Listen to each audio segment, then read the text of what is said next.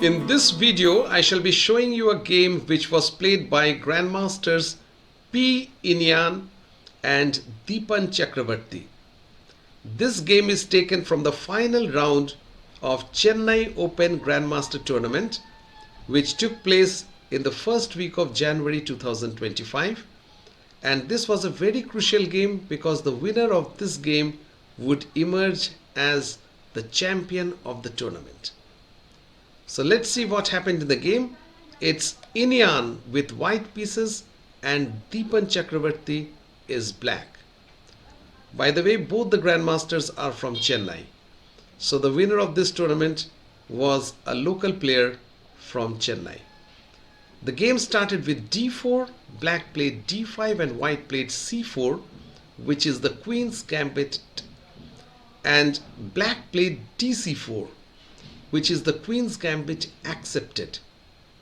The other moves in this position are e6, which is the Queen's Gambit declined, and c6, which is the slap defense. These are the most common moves in this position. Black played dc4, the Queen's Gambit accepted, and white played knight f3. Well, before going further, let me explain you the purpose behind playing c4. When white plays c4, he prepares for a later rook c1. So he opens the file so that after completing his development, he can initiate play on the queen side by playing rook c1. And when black takes dc4, basically he relinquishes, he gives up his control of e4 square. The pawn from d5 was controlling e4, but after dc4, white can occupy the e4 square either immediately with e4 or later with his pieces after developing completing his development. If he goes e4 immediately, black has to know the stuff, otherwise white simply will take back the pawn and have a great center.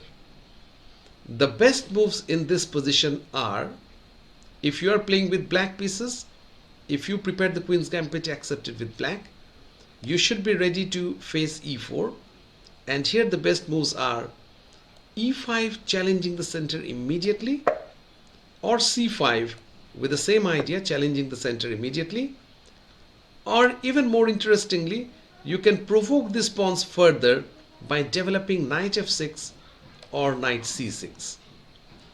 In this particular game, Iniyan played knight f3, which is a more restrained move. Black played knight f6 and white played e3, planning to take back the pawn with the bishop. Well, here black played e6, which is by far the most common move. If black tries to save the pawn, black is a pawn up now. If he tries to protect the pawn by playing b5, not allowing bishop c4, then he runs the risk of, well, white will play a4, and black cannot reinforce this pawn by playing a6, because then white will take ab, and black cannot take ab because the rook on a8 is undefended. So the a6 pawn is pinned at this point, so a6 is not possible. If black takes this pawn, white will take both the pawns one by one. He will take the c4 pawn as well as a4 pawn. Both the pawns are unprotected. He will restore material parity and he will have an extra pawn in the center. If black plays c6, protecting this b5 pawn with his pawn, then white can exchange and play b3. So he will somehow break black's pawn chain, and after black takes cb, he will restore material parity by taking bishop b5 and queen b3. So once pawns are equalized, white will be left with an extra central pawn against black's side pawn, which should give him a small advantage in the middle game. Well, back to the game. Deepan Chakravarthy playing black played the most normal move, that is e6, and white played bishop c4. Well, although white has an extra pawn here in the center, black will play c5 later. and will challenge white's central pawn majority. So at this point, Deepan played a6. His idea is to go b5 and bishop b7 at some point to make way for the development of his queen's bishop through a good diagonal. White decided to continue his development by castling, and black played c5. He is expanding on the queen side as well as challenging white's pawn superiority. Well, in this position, white played a move which is very modest and is gaining popularity.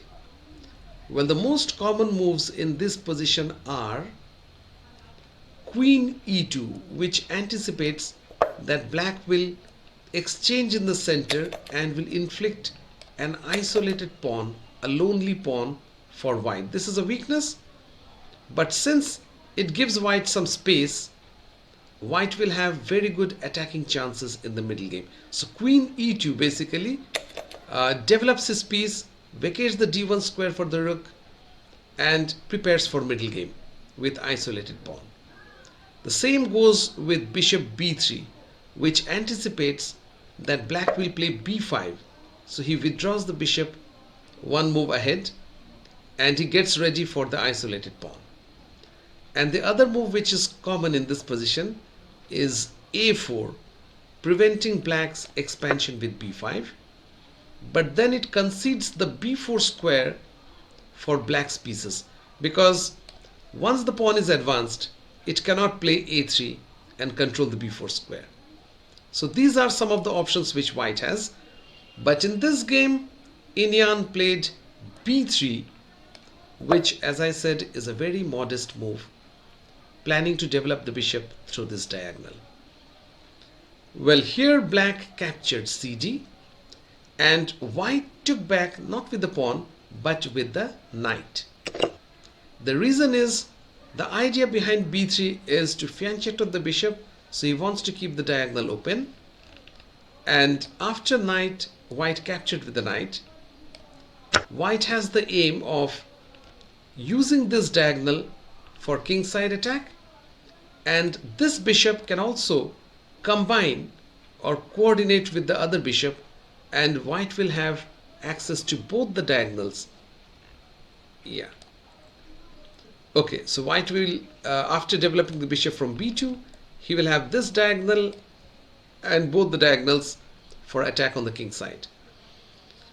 Okay, in this position, black continued his development, and white played bishop b2, black castled, and now how does white develop this queen's knight? Well, in spirit of this opening play, white played knight d2. He doesn't play knight c3 because he wants to keep the diagonal open. And this knight can also come to f3, e5, and basically gradually build up the position in the center and on king side. So this is the first important moment of the game. So we are approaching middle game from opening, and as you may be aware that all strong players, they are exceptionally well prepared in the opening. They don't think much because they know what to play in advance. So as we approach middle game, the players now have to formulate a plan. Black played a slightly surprising move but very logical. He wants to develop his queen's knight from c6. But if he does so directly, white will exchange on c6 and the c6 pawn will be isolated. It will be lonely and slightly weakened. That is why black played bishop d7 first, supporting c6 with his piece, and now he will play knight c6. Well, having said that, it's slightly surprising the bishop has come from d7, which is not such an active square. He could have played b5, but we have certain examples with b5. Now after b5, white can make use of the newly formed weakness, that is the squares c6 and c5, to alter his plan.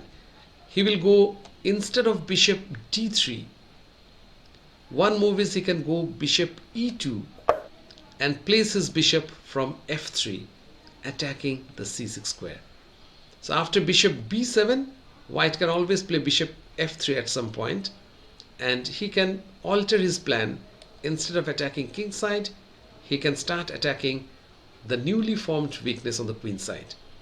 In one of the games, a very strong grandmaster from Azerbaijan, Mamedyarov, he handled this position with white, and he got, from this particular move order, he finally got this position, where white successfully managed to exchange his pieces and invade through c6 square.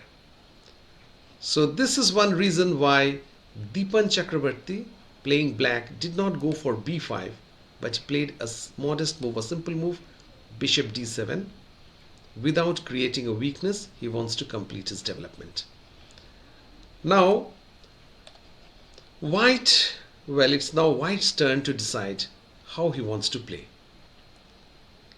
He can go knight f3 according to his original intention, or he can make use of black's passive development to push forward his pawn and attack.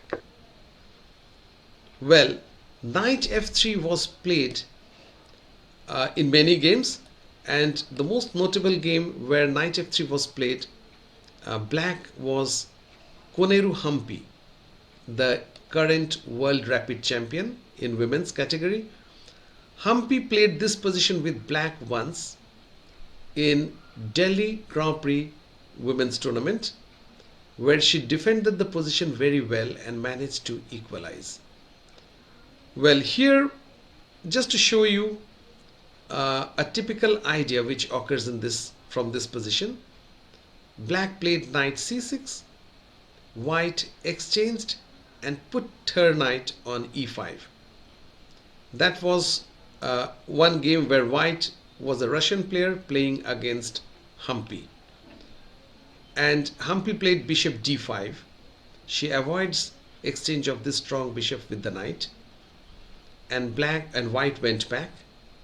White is trying to attack on the king side with both the bishops and this knight, and also the queen can join the attack if allowed. Well, in this position, black played bishop d6 and white went knight g4. So this is a very important position. If you are black, how would you defend? White is trying to, well, damage black's castled position by exchanging on f6. Well, the best move for black here is a very restrained move, bishop e7, which was played by Hampi, and the game ended in a draw after a few moves. Well, the point is, if black takes on g4, white's queen will also join the attack, and suddenly white will get a very dangerous position. White is threatening checkmate on g7, and if black plays g6, white will once again go queen d4, threatening a checkmate with a, backed by the bishop on b2 on g7 or h8. So that will force black to play f6. Well, by the way, here black could have played f6 also, protecting against g7, but then white can play e4, pushing the bishop away and then capturing the e6 pawn. So black has to be very careful. White would have some advantage. That is why Hampi played bishop e7, which is a very calm, cool defense, and she managed to draw. So this was a game which was played in the world, Grand Prix, Women's Grand Prix in New Delhi 2023. Instead of playing knight f3, Iniyan decided to take space in the center and attack with e4. This is a more critical move, and Iniyan took about 5 minutes time to play this move. Here black played knight c6. He continued with his development, And white's knight, well, what should white do? White avoided exchange of the knights and he played knight f3, which is a very logical move.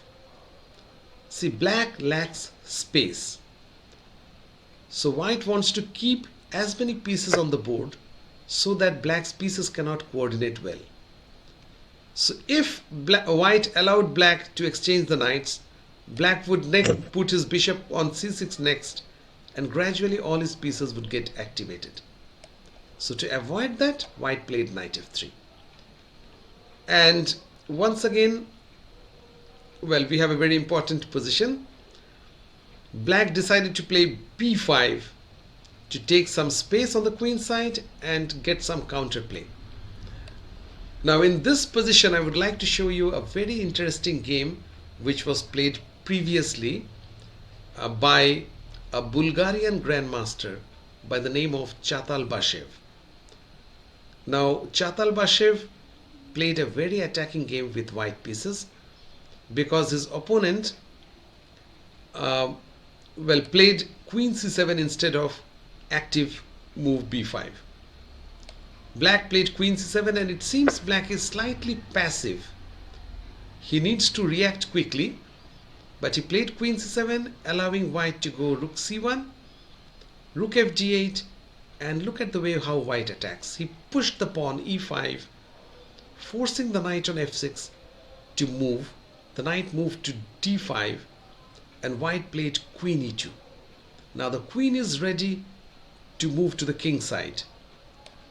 Now black played knight b4.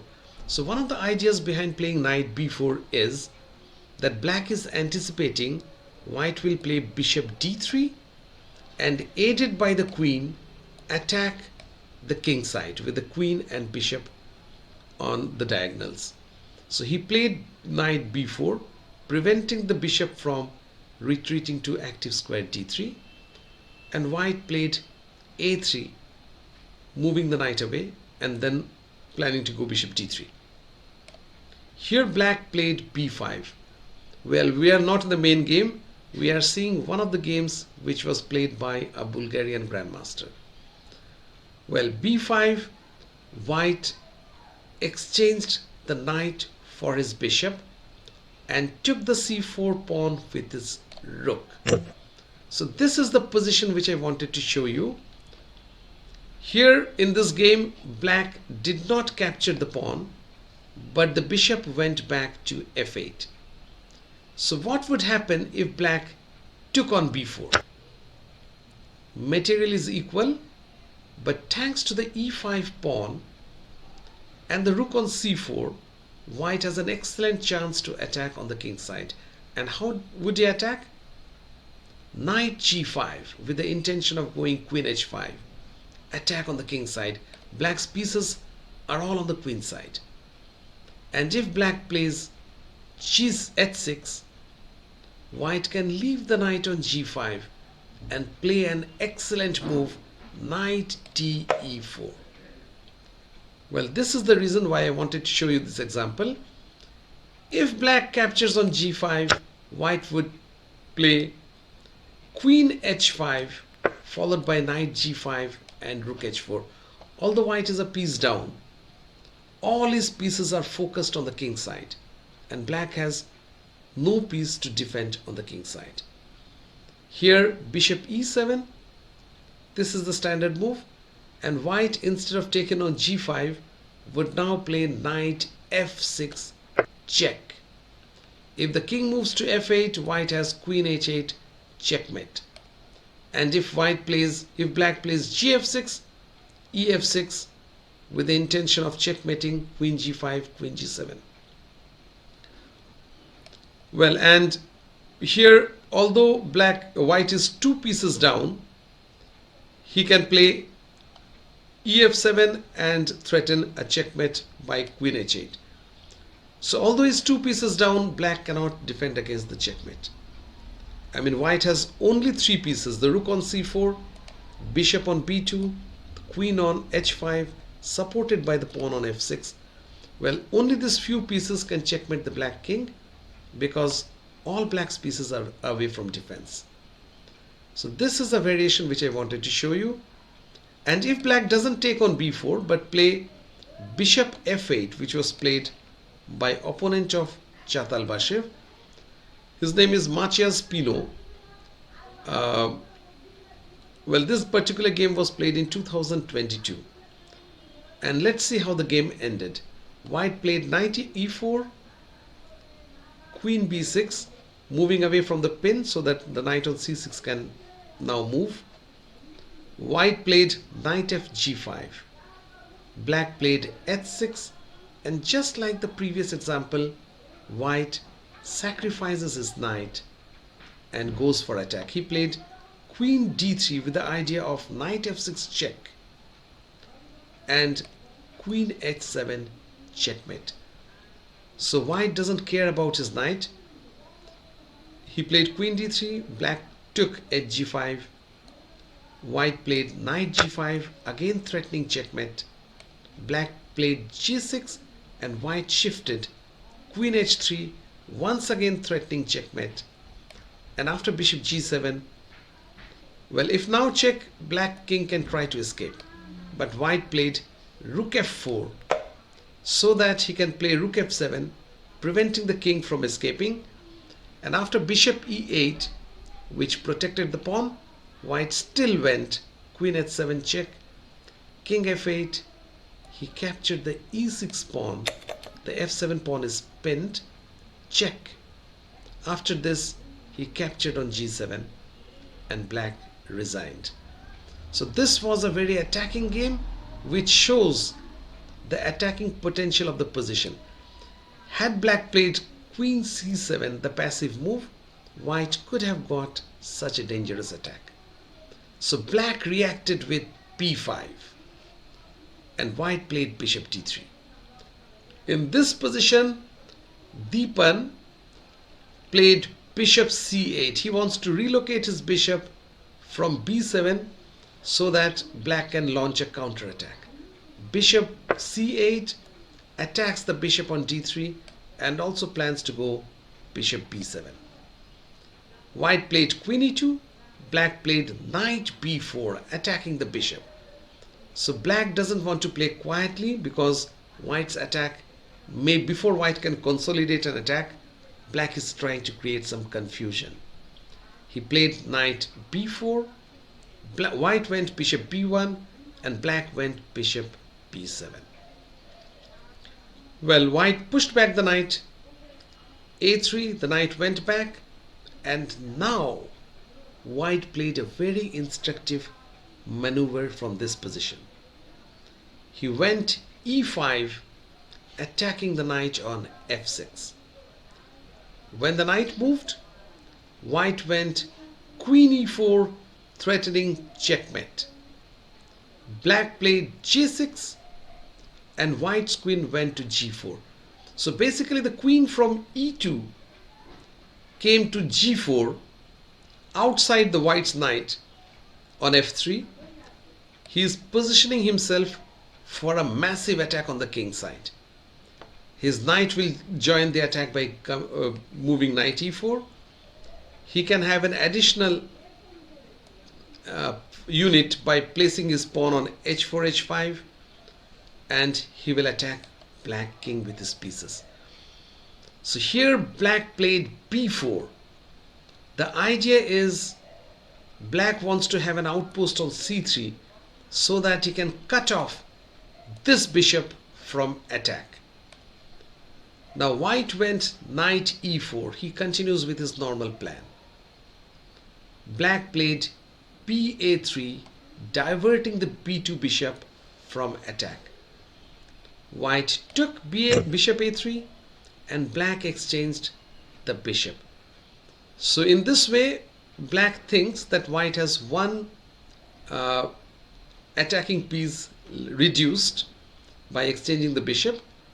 But as we shall see, that white has a new idea now. He played rook a4, and just like the game which I showed, the game played by the Bulgarian Grandmaster Chatalbashev, there white had the rook on c4, and it switched to attack.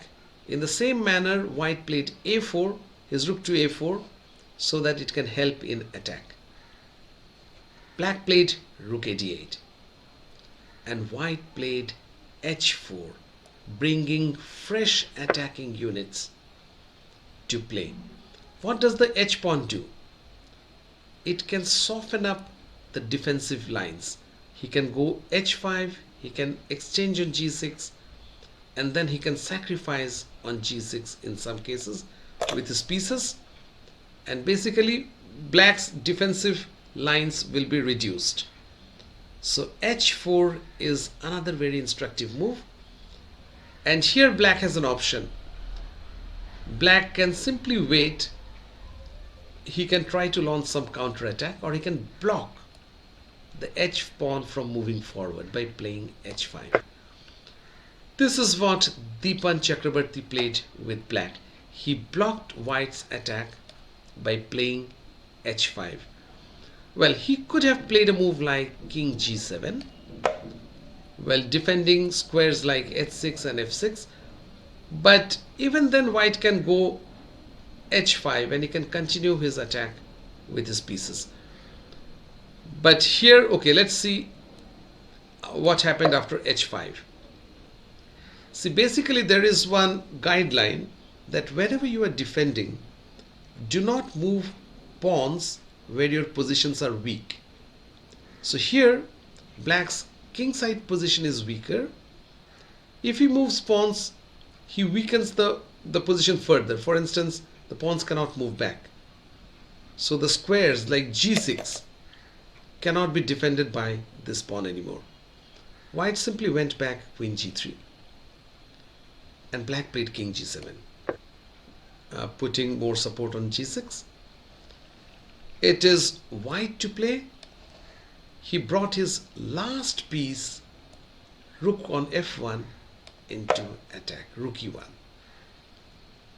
Black went knight b6, attacking the rook as well as opening the file and the diagonal for the bishop. So black hopes that his counter attack will give him something. Well, it is white to play, and from this point white went into a killer mode. He took chances. He sacrificed his exchange on a4, and he went knight f6. Now he wants to capture the h5 pawn. He put his knight near the black king. Well, black accepted the sacrifice on a4. Well, there is something to be said about rook h8 protecting the h5 pawn and perhaps putting up a stronger defense. But even here, white would have transferred his rook from a4 to f4. So that is perhaps one of the logic of black capturing on a4, because he wants to reduce one of the attacking pieces apart from capturing an exchange. After rook f4, well, after rook h8, rook f4, a possible variation could be black going knight d5, trying to exchange one of the pieces, white exchanging on d5, and then, well, after a preliminary moves like bishop e4, rook b5, go for the kill with knight g5, threatening rook f7. And when black defends the f7 point with rook f8, white would go knight to f7. This is called demolition sacrifice, where you give up your piece to break your opponent's defense, the pawn cover in front of your opponent king. Knight f7, rook f7, queen h6, check, forcing the king to go back. Well, if it goes to h8, we can win the rook on f7 with rook f7. Now forcing the king to go back, after which queen h6, check. If king e8, we can go bishop g6, and if king g8, we can continue our attack with moves like rook f6. Once again we have the same theme. Although we are a piece down, all our pieces are focused or concentrated on one area of the board where we are attacking. And although black is a piece up, look at the bishop on b7, the knight on c6, and the rook on b5. They are on the queen side, unable to defend the weakness. So after rook f6, maybe knight e5, rook e6, queen f8. This is a possible line. These are not the forced moves, but just to show you a typical sequence after which white can win. White can take back the piece by exchanging the queen, bishop b7, and he will be left with a couple of extra pawns in the endgame, which is winning for white. So this variation showed that after knight f6, even if black played rook h8, white's attack would have won the game. But in the game, black accepted the challenge and played knight takes a4. Black is an exchange up. White took the pawn. Knight h5 check. King went back and white went knight f6 once again. Now white is a rook down, but he is attacking. Now this is a very instructive position to show that although black is a rook up, he is unable to defend from this position. So black gave up one piece by playing knight e5. So now he is happy to play with an exchange up instead of rook up. So had he played knight c3, now this is a very important position. How does white continue and win? You can pause the video and try to find the winning plan for white. Well, the move is very surprising move. It is h5, and this is why the move h4 was played. Basically, even a pawn can be so useful in attack. White is a rook down, but he's threatening. Well, just to show you an example of what white is threatening, if black goes king g7 type move, white can actually capture the g6 pawn with his bishop. The aim being that when black captures, white will take with the queen, and there is a checkmate on h7. Okay, if the queen comes to h7, white will checkmate on h7. And if after bishop g6, black plays something like knight e5, then white can move his bishop away, discover check. If the king takes the knight, white can play queen g5, checkmate. If, well, the king going back, white can go once again the same idea, queen g5 and queen h6 check. So this is why, or simply queen e5. Well, the e5 knight is also hanging. Well, this is how white will continue the attack, and the move h5 finds its usefulness. Now in this position, after h5, if black captures on e5 at this point, white will play queen g5. And now the interesting part is, well, after knight f3, gf3, it's very difficult for black to defend against queen h6 check. And if the king comes to g7, we always have the same idea, bishop g6. Well, the h5 pawn is needed for queen g6 check. Well, so this is how white would have continued his attack in this position had black played knight c3. But in the game, black played knight takes e5. He gives back some material with the hope that he can survive the attack. White played queen e5. Well, now white is threatening to go queen g5 and queen h6. Now without the knight on c6, the queen on e7 is left unprotected. So after queen g5,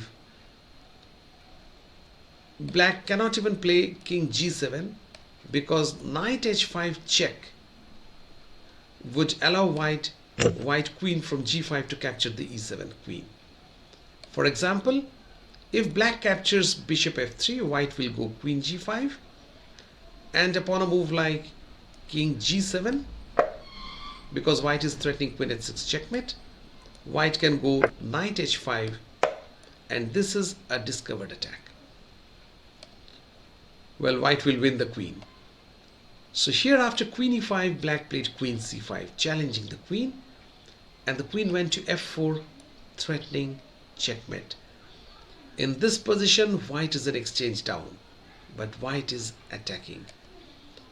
And black played king g7, preventing checkmate, and white played another superb move, that is knight to e5. So now we will see a knight dance by white. Both the knights, queen and the bishop, are pouncing upon black's king. The knight on a4 is attacked. So here, well, black first played queen e7, planning to get rid of the f6 knight, and white played knight e5 to g4, supporting the f6 knight as well as threatening queen h6 checkmate. Here,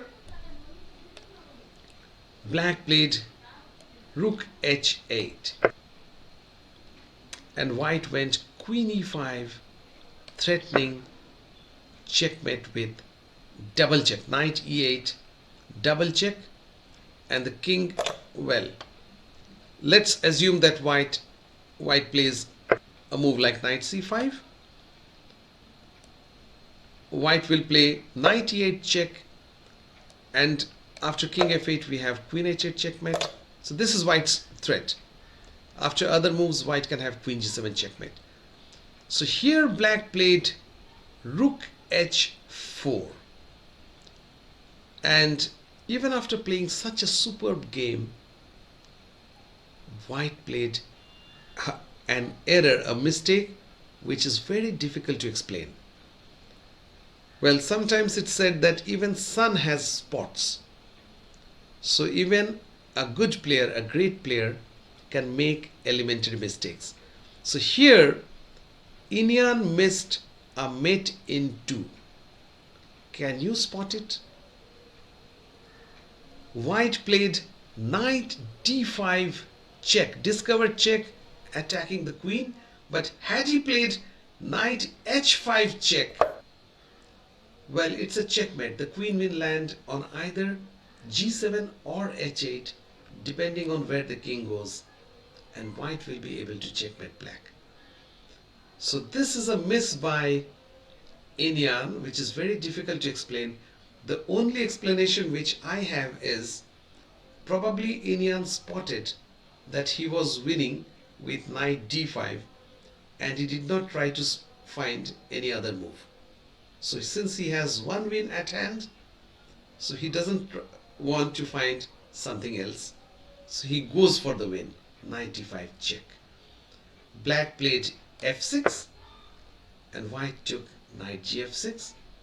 Black played queen f7, white played knight e4, discovered check.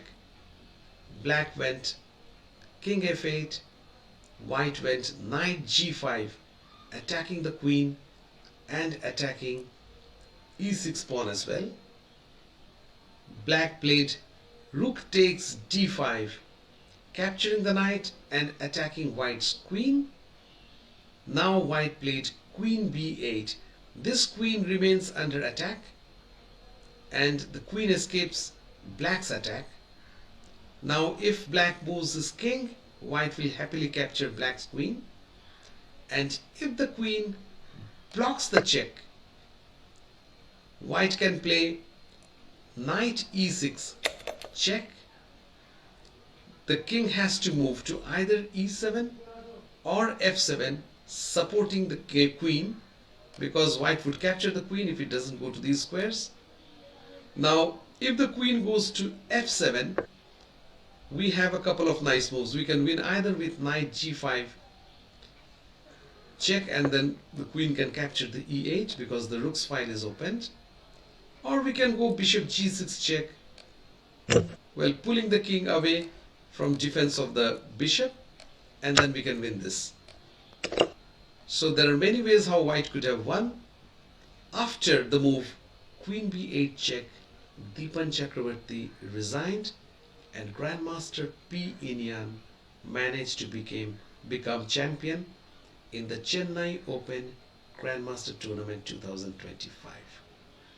So it was a brilliant attacking game by Iniyan, but even in this game he missed an elementary Metin 2. So if you are prone to making errors, if you're a tournament player, so you can take consolation from the fact that even great grandmasters and good players also miss some elementary moves from time to time.